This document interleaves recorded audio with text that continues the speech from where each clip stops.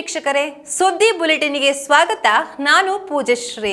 ಕುಕ್ಕೆ ಶ್ರೀ ಸುಬ್ರಹ್ಮಣ್ಯ ದೇವಸ್ಥಾನದ ಹೆಸರನ್ನ ದುರ್ಬಳಕೆ ಮಾಡಿಕೊಂಡು ಭಕ್ತರನ್ನ ವಂಚನೆ ಮಾಡಲಾಗ್ತಾ ಇದೆ ಎಂದು ಸಾಮಾಜಿಕ ಜಾಲತಾಣಗಳಲ್ಲಿ ಹರಿದಾಡುತ್ತಿರುವ ವಿಡಿಯೋವೊಂದರ ವಿರುದ್ಧ ದೇವಸ್ಥಾನದ ಆಡಳಿತ ಮಂಡಳಿ ಪೊಲೀಸ್ ಠಾಣೆಗೆ ದೂರು ನೀಡಿರುವ ಘಟನೆ ವರದಿಯಾಗಿದೆ. ನಾಗರ ಪಂಚಮಿ ಹಿನ್ನೆಲೆಯಲ್ಲಿ ಸಾಮಾಜಿಕ ಜಾಲತಾಣಗಳಲ್ಲಿ ವಿಡಿಯೋವೊಂದು ಹರಿದಾಡ್ತಾ ಇದ್ದು, ₹750 ಮುಂಗಡ ಹಣ ಪಾವತಿ ಮಾಡಿದ್ರೆ ದೇವಸ್ಥಾನದ ಸೇವೆಗಳನ್ನು ನೆರವೇರಿಸಿ ಪ್ರಸಾದವನ್ನ ಕಳುಹಿಸಿಕೊಡಲಾಗುವುದೆಂದು ಅದರಲ್ಲಿ ಹೇಳಲಾಗ್ತಾ ಇರುವಂತಹ ಒಂದು ಆಡಿಯೋ ಕೇಳುತ್ತೆ. ಇದರಿಂದ ಭಕ್ತರು ಮೋಸ ಹೋಗುವ ಸಾಧ್ಯತೆ ಇರುವುದರಿಂದ ಸಾರ್ವಜನಿಕರು ಎಚ್ಚರಿಕೆ ವಹಿಸಬೇಕಾಗತ್ತೆ. ಕುಕ್ಕೆ ಸುಬ್ರಹ್ಮಣ್ಯ ದೇವಸ್ಥಾನದ ಹೆಸರನ್ನ ಬಳಸಿಕೊಂಡು ಈ ಹಿಂದೆ ಕೂಡ ಇಂತಹ ವಂಚನೆಗೆ ಯತ್ನಿಸಿದ ಘಟನೆ ನಡೆದಿದೆ. ಇಂತಹ ಕೃತ್ಯಗಳಲ್ಲಿ ತೊಡಗಿರುವವರ ವಿರುದ್ಧ ಕಠಿಣ ಕಾನೂನು ಕ್ರಮ ಕೈಗೊಳ್ಳಬೇಕು ಎಂದು ಕುಕ್ಕೆ ಸುಬ್ರಹ್ಮಣ್ಯ ದೇವಸ್ಥಾನದ ಕಾರ್ಯನಿರ್ವಹಣಾಧಿಕಾರಿ ಅರವಿಂದ ಅಯ್ಯಪ್ಪ ಸುತಗುಂಡಿ ಪೊಲೀಸ್ ಠಾಣೆಗೆ ದೂರು ನೀಡಿದ್ದಾರೆ.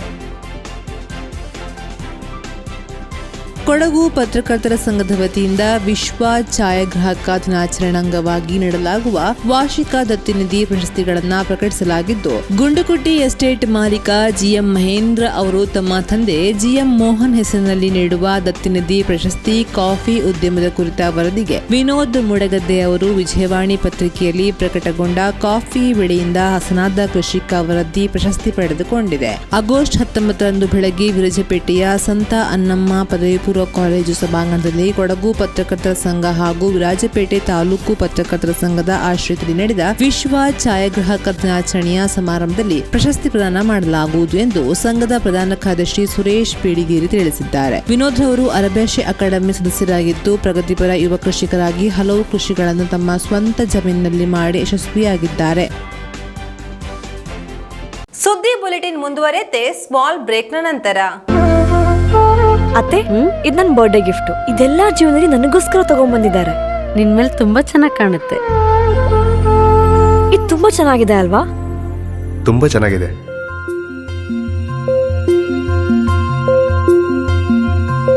It will look really good on you. Amma? Huh? Mother is always son's first love.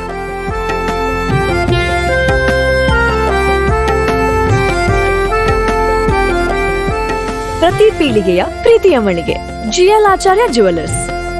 ಬ್ರೇಕ್ನ ನಂತರ ಸುದ್ದಿ ಬುಲೆಟಿನ್ಗೆ ಮತ್ತೆ ಸ್ವಾಗತ. ನಿರ್ದೇಶಕರ ಕಚೇರಿಯಲ್ಲಿ ಪ್ರಥಮ ದರ್ಜೆ ಸಹಾಯಕರಾಗಿರುವ ಶಿವಪ್ರಸಾದ್ ಕೆವಿರವರಿಗೆ ಅಧೀಕ್ಷಕರಾಗಿ ಹೆಚ್ಚುವರಿ ಪ್ರಭಾರ ವಹಿಸಲಾಗಿದೆ. 4 ಗ್ರಾಮ ಕಡೆಪಳ್ಳ ದಿವಂಗತ ವಾಮನ ಮಾಸ್ತರ್ ಹಾಗೂ ದಿವಂಗತ ಪ್ರೇಮಲತಾ ದಂಪತಿಗಳ ಪುತ್ರರಾಗಿರುವ ಶಿವಪ್ರಸಾದ್ ರವರು 2010ರಲ್ಲಿ ಪ್ರಥಮ ದರ್ಜೆ ಸಹಾಯಕರಾಗಿ ನೇಮಕಗೊಂಡು ಏನಿಕಲ್ಲು ಪ್ರೌಢಶಾಲೆಗೆ ಸೇರ್ಪಡೆಗೊಂಡರು. 2014ರಲ್ಲಿ ಸುಳ್ಯ ಕ್ಷೇತ್ರ ಶಿಕ್ಷಣಾಧಿಕಾರಿ ಕಚೇರಿಗೆ ಬಂದು ಕಚೇರಿ ಪ್ರಭಾರ ಅಧೀಕ್ಷಕರಾಗಿಯೂ ಜವಾಬ್ದಾರಿ ನಿರ್ವಹಿಸಿದ್ದಾರೆ. ಸುಳ್ಯ ತಾಲೂಕು ಸರ್ಕಾರಿ ಸಂಘದ ನಿರ್ದೇಶಕರಾಗಿ ಸೇವೆ ಸಲ್ಲಿಸಿದ್ದಾರೆ.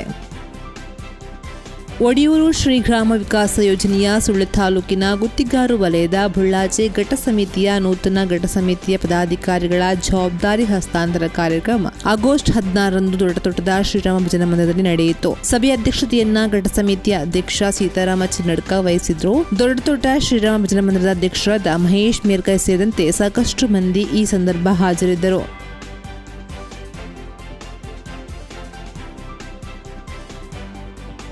ಮೂಲತಃ ಭಾಗಮಂಡಲದವರಾಗಿದ್ದು, ಬಳಪದ ಅಲ್ಕಾಬೇರ್ ನೆಲೆಸಿರುವ ದಿವಂಗತ ರಮೇಶ್ ಅವರ ಪತ್ನಿ ಶ್ರೀಮತಿ ಜಾನಕಿ ಅವರು ಅಲ್ಪಕಾಲದ ಅಸೌಖ್ಯದಿಂದ ಆಗಸ್ಟ್ 15ರಂದು ಮಂಗಳೂರಿನ ಖಾಸಗಿ ಆಸ್ಪತ್ರೆ ನಿಧನರಾದರು. ಇವರಿಗೆ 57 ವರ್ಷ ವಯಸ್ಸಾಗಿತ್ತು.